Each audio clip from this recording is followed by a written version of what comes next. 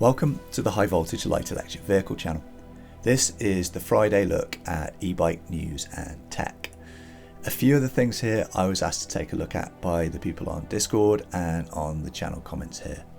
So if there's something you'd like me to cover, let me know in the comments and I'll see if I can fit it in. This will probably be my last video before Christmas, so wishing everybody a good time, whether it's something you celebrate or not.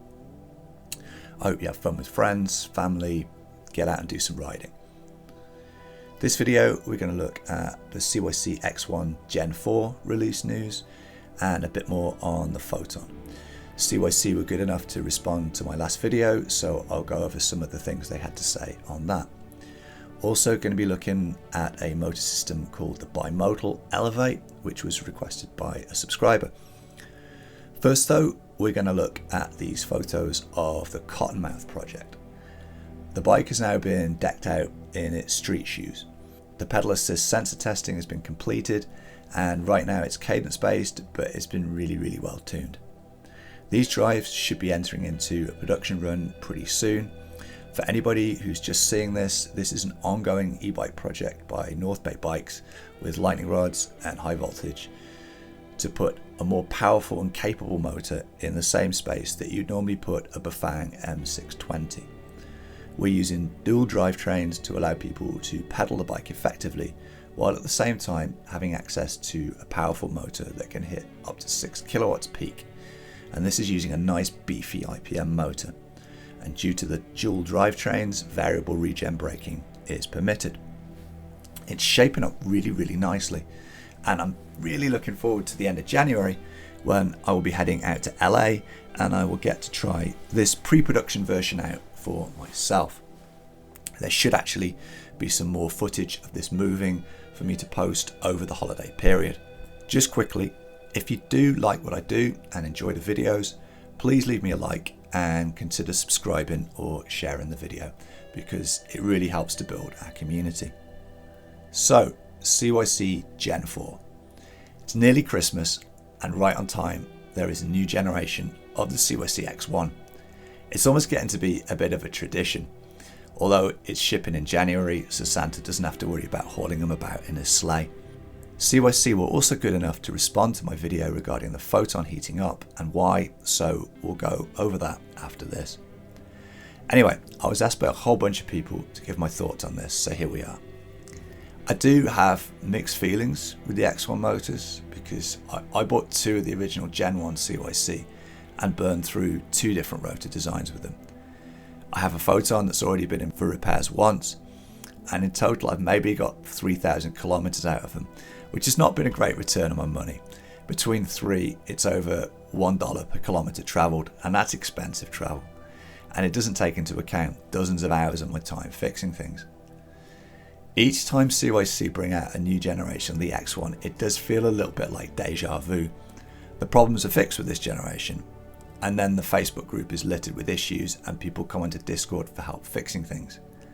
I don't know that many people that can say, I've got 10,000 kilometers out of a CYC motor trouble free. And certainly I don't know anyone who's got that kind of mileage that's run at high power without servicing issues of some kind or replacing parts. I've seen photos of people that have got to 4,000 kilometers and the 219 sprockets were worn away to the point of skipping. If you have a high mileage CYC motor and are watching this, please post in the comments. I'd love to hear about your experiences. What kind of riding were you doing? What kind of power levels? What voltages? I'd also love to know, out of all these motors that have been sold, how many are still on bikes and working? So here we have another generation with some more changes to make it, from what I can see, strong enough to run the power that they say that it can run. And for what I can tell, they've made the rotor and stator 25% longer, as well as strengthened the crank arm and torque sensor assembly. But why is it still needed to be strengthened? This is now the fourth go at getting this sorted out. And it's now rated at 5,000 watts. But who's rating it? Where is this 5,000 watts rating coming from? Is this their own rating? Because I remember back when the Gen 2 came out, and that was being sold as a 6 kilowatt motor.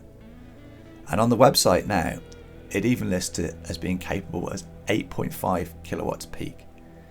And that's more power than the new bigger Saron bikes, than the upgraded Teleria bikes, in a motor that's a third the size of the ones in those bikes. And there are some other small issues for me as well. Most of these motors go on downhill bikes with full suspension. And if you take, say, a giant trans frame, under load at 4 kilowatts, the lateral flex on the swing arm is about an inch. Like, what's it going to be under 8.5 kilowatts? Another thing is batteries.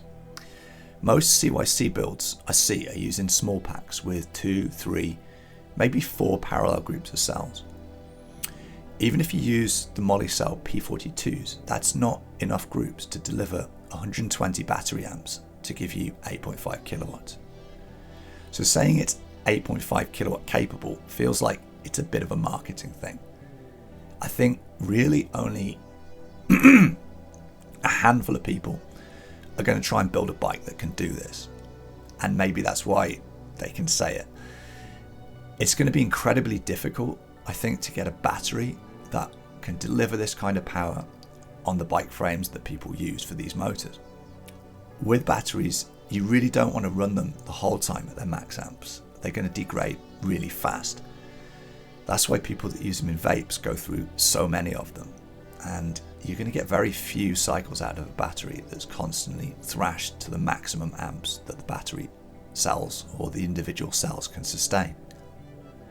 The kind of bike frames that can handle 8.5 kilowatts are few and far between, and are generally limited to the enduro style of frames like the Quilbix, the Elite designs, the Ryzen. These are big, heavy frames, but they can handle the stress on the swing arm, and they can carry the huge battery needed to realistically pull this kind of power. But then you're asking a motor that's designed to move bicycles to move 400 pounds of bike and rider, maybe more, with what is a really very small motor. So how long are the components going to last in this scenario? Has it actually been tested in this kind of scenario? Like, have CYC built a bike themselves that can run 8.5 kilowatts with this motor and ridden it around for ages? Or are they waiting for someone to do that for them? Like, I would love to see CYC build a demo bike themselves with this kind of power and show it. Take it on 30-kilometer test rides at these power levels. Show the temperatures. Like, it'd be brilliant to see it. Like, I would love to see this proven on a bike like that. In order to say the X1 is a 5 kilowatt rated motor, it's been increased in size and areas of it strengthened.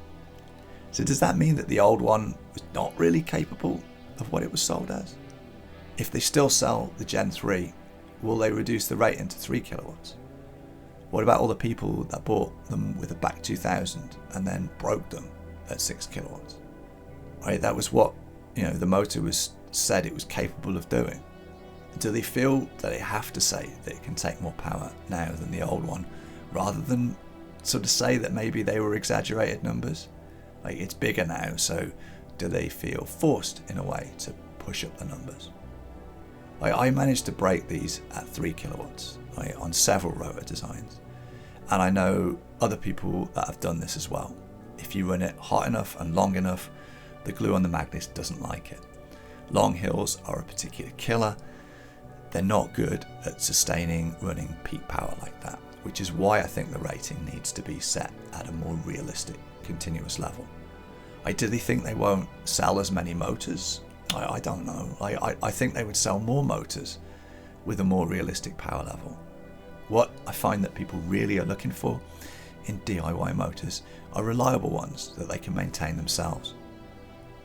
The rotor design on this version is still essentially the same with glued on surface mounted magnets, which to me means it's potentially going to suffer from the same problems. If you run it for miles and miles and miles under high power, the glue will degrade eventually with heat and it will lose magnets, except it's going to presumably do it 25% slower. In my book, just because you could chuck 5 kilowatts at a motor over a short distance doesn't give it a 5 kilowatt rating. As far as I'm aware, and people can correct me here, the rating of a motor needs to be the continuous power that it can handle. And I'm not really sure what the real continuous rating of this motor should be, but I don't think it's 5 kilowatts. I don't see this running 5 kilowatts for 4 or 5 kilometers solid. There's quite a lot here in the marketing that I would agree with. It definitely is one of the best torque sensors you can get in this type of motor. It's hugely versatile in the number of bikes that it can be used with, and the way it mounts is very flexible. You can have it inside of your bike frame, as well as have it fit a huge range of bottom bracket types. A lot of what I'm saying here is speculation on my part, because I was asked for my opinion. But it's also based on the running of a DIY community and seeing what's happened in the past with lots of CYC motors. I don't know with this one yet. Nobody really does. The proof will be in the pudding, as they say. If this time next year I'm doing another video about a CYC X1 Gen 5 that has an improved rotor and a beefier torque sensor, then we'll have our answer. If we go through the year and all we get are stories about how awesome the motor is, then we'll know that they got it right, and that the Gen 4 will be the last year where customers end up doing testing for a company that I think should be doing more testing of things to destruction in-house first and in real world conditions. If that turns out to be the case, maybe I'll give the X1 another crack. Right? Apparently this one is also quieter, but they've said that about every single generation as well, and I'm yet to hear the difference. If this comes over as slightly critical or negative, it's because I run the online community where people are quite often coming for help with CYC problems. I want to be realistic here and fair. I don't wish CYC any ill. I think they forced a lot of companies to step up their game. I'm not going to give them a pass on areas where I think they need to improve. It's up to CYC. I'm not going to get personally all hyped over this because I've seen this press release 3 times already over the years. Prove that it works reliably at 5 kilowatts. Prove it's great, and I sincerely hope that it will be. Moving on to the Photon. And I just want to say on CYC, like, one thing about them is they've always stood behind their products, and when people have had problems, they have helped them. And when my Photon had issues, it was resolved. It took a while, but it was resolved. When my rotors failed on the X1, I was sent new parts. And it can take a while to resolve issues, but they do resolve them. And they have new partnerships which, at least in the US for sure, should result in better availability of parts and services for repairs, which is great. So anyway, they were good enough to respond to my video on the heating up of the Photon, so I'm going to go over some of that here. So CYC say that we'd like to state the Photon is specifically targeted and designed to be an alternative choice for fully integrated EMTBs such as Bosch and Shimano motors. Ensuring the system runs smoothly with pedal assist is the main performance goal. We wanted to get as close as possible to match the pedal assist feeling of fully integrated systems with a bit more ohms. I think they need a bit more oomph maybe. Throttle capability is simply an added advantage for a burst of power needed. Running at full throttle on 1200 watts makes complete sense as to why the motor will heat up fast. This is not what the system was intended to be used for. You can, however, run continuously using the throttle in appropriate gear at 750 watts rated power. So here's the thing, at 750 watts here in the summer, at least in Canada, it means the entire time it's going to be at or over 100 degrees C inside the motor, which doesn't really address the whole point about degradation with continuous high temperatures. So if it was me, I would specifically state in the marketing that the throttle is just intended for a quick burst of power. In terms of the goal of a smooth pedal assist comparable with the MTBs, they hit that goal 100%, and it's something that I've always said. The torque sensor is excellent, and credit where it's due there. Okay, next, regarding the assumption of the Outrunner being the wrong choice, it's quite relative if you look at our design goals. The Outrunner motor was chosen due to its superior performance in such a small form factor in terms of torque and efficiency. If the design had been an Inrunner, it would be twice the size with lower torque and terrible efficiency for power larger than 700 watts. If we did this, we would be sacrificing the good chain line as well as clearance between the motor and bottom bracket. In the Photon, you will also notice it's potted. I can't notice because it's inside. Unlike e-bike and skateboard motors, this allows the coil temperature to conduct to the potting, direct contact, and the stator plate again, direct contact. From the stator plate, there is a direct pathway to conduct heat to the whole motor system, including the heat sinks. Okay, I don't agree that it would have been twice the size, because the X1 motor itself is not twice the size of the Photon. Right, there are lots of cool things you can do with field weakening, and you can get higher RPM with an in-runner. Right, there are lots of designs of in-runners that are compact. But I have never used the words wrong choice. Even in my first video on the Photon, I referred to it as a design compromise, which, like everything, is a compromise with design. The part about the potting is fine, but the issue is still the air gap. The potting is inside the center of the motor, and the path for direct transfer of heat is very narrow, which was what I illustrated. Right, on a cold day outside, the outside of the heat sinking is barely warm, while the inside of the motor core reads 100 degrees C. There has actually been quite a bit of debate on the comments about the merits of using stator rate to improve the heat transfer. And that's not actually possible, unfortunately, because, I mean, you could use it in the inside, but it would be on the inside of the motor. And that wouldn't still not address the air gap for it to rotate inside the outer body of the Photon. I do know one person that actually filled up the air gap in his Stealth with transmission fluid. And he said that until it leaked out, it did give greater heat transfer and prevented his Stealth motor from throttling. Now, I'm not suggesting everybody start doing that with their Photons, but it might be something that CYC could look into, to have something to transfer the heat from around the motor casing to the heat sinking. The Hall sensor failure that you've experienced was also not due to the temperature. The PCB for the Hall sensor is rated at up to 140 degrees C. ESD protection is the reason for Hall sensor failure. Hall sensor failures are extremely uncommon given the amount of photons sold, and have also been addressed and revised by the development team. So the printed circuit board is rated to 140C. What about the components? Like, what about the solder? Right? I mean, higher temperatures, continuous higher temperatures, does cause degradation. Like, I'm not sure I buy that. I have taken their word. Like, ESD, I believe, is electrostatic discharge protection, which I'm pretty sure is handled by the controller. I don't think my controller was actually replaced during repair. I think it was just the Hall sensors board. So I'll have to check into that. It makes me a little bit concerned, because if it's the controller, then isn't this just going to happen again? I really hope not.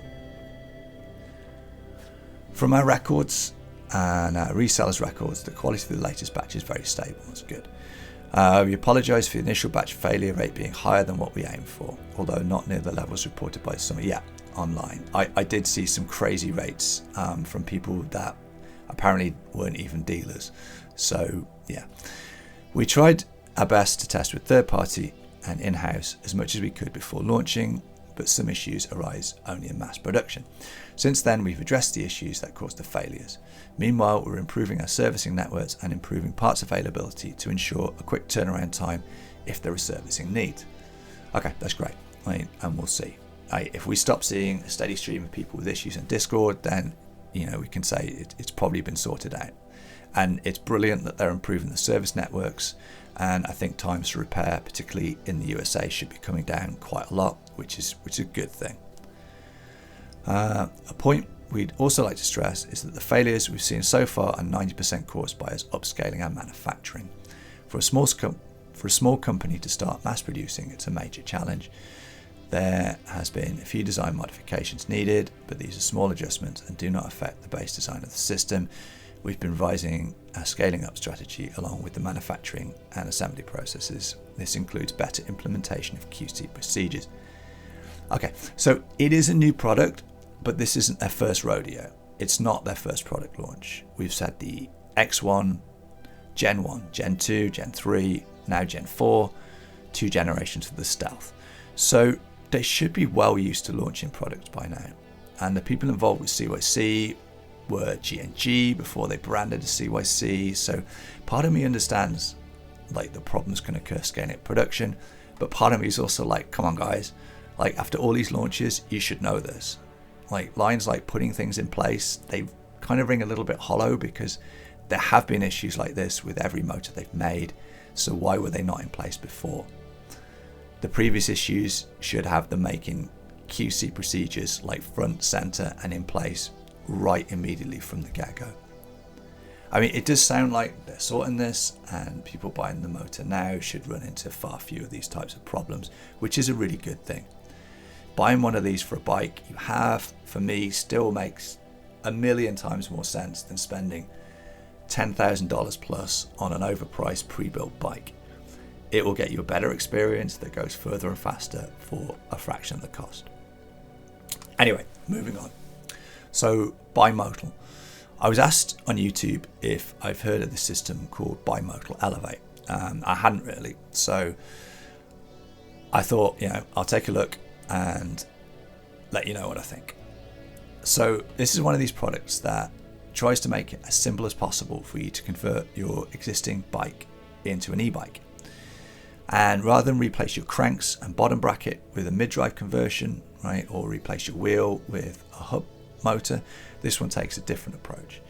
This replaces your existing brake disc with a combination of brake disc and gear. It's actually quite similar at the back in some ways to the Cottonmouth bike that you saw earlier. The Cottonmouth also combines a sprocket with a disc brake. The only difference is this is for a 219 chain going to a mid-drive, and you keep your existing disc brake in most cases. This, I think, is really, really clever. Like, the ingenuity of having this quick release to remove the motor is really cool. There are some major red flags with this, and I'll go over with some of them here because there's quite a few that I picked up on. So the first sort of flag with me is that there is a ton of footage on here of the motor being attached to the bike, but there is virtually no footage that I could find here or anywhere else of the bike actually being ridden, and that would make me a little bit wary.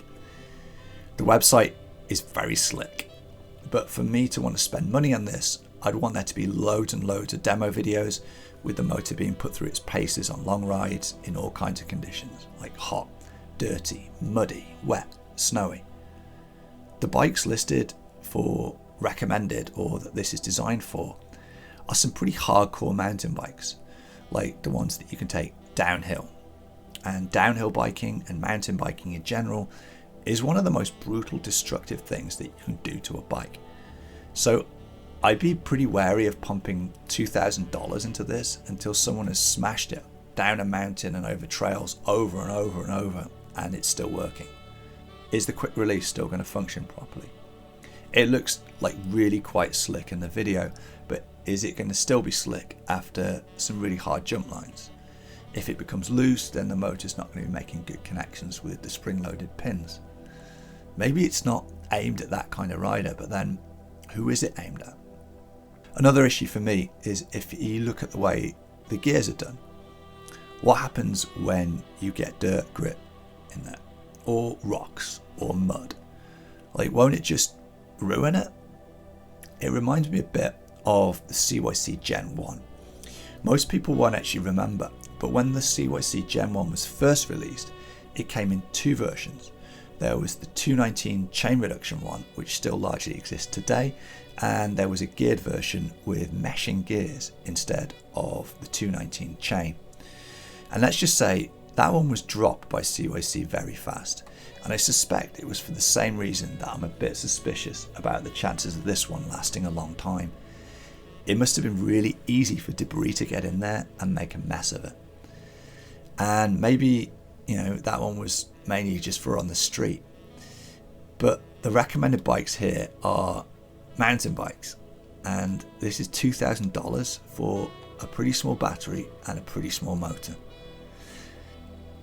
It's also going to be putting quite a bit of extra stress on an area of the bike that was not designed to have a motor strapped to it.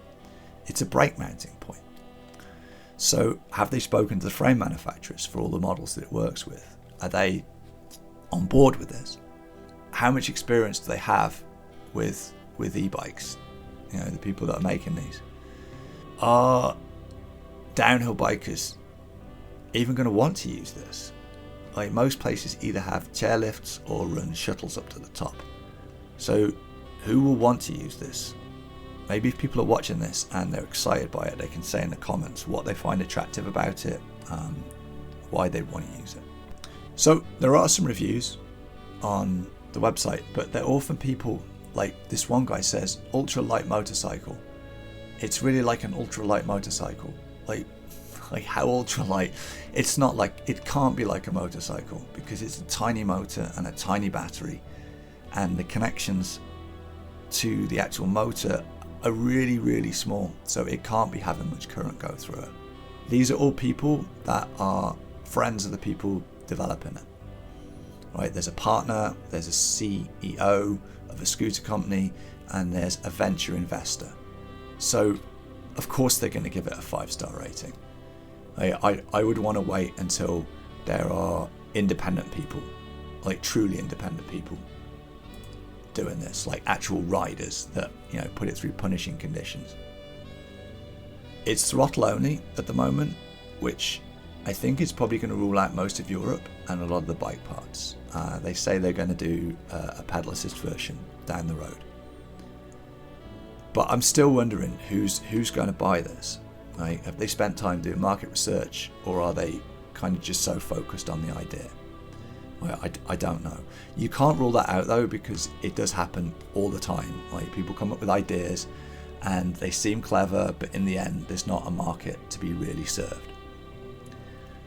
In terms of pre-orders, I wouldn't touch it myself until they can demonstrate it that it can work in harsh conditions and for time. And I'm not sure that they can do that yet. Otherwise, there will be loads of video of it doing that. It feels a bit gimmicky. I wonder if they've actually been out to resorts and asked people if it's something they would want to spend $2,000 on. Maybe they have. Right? That's a lot of lift tickets though. Right? Perhaps there are loads of people who have no problem throwing $2,000 on one of these.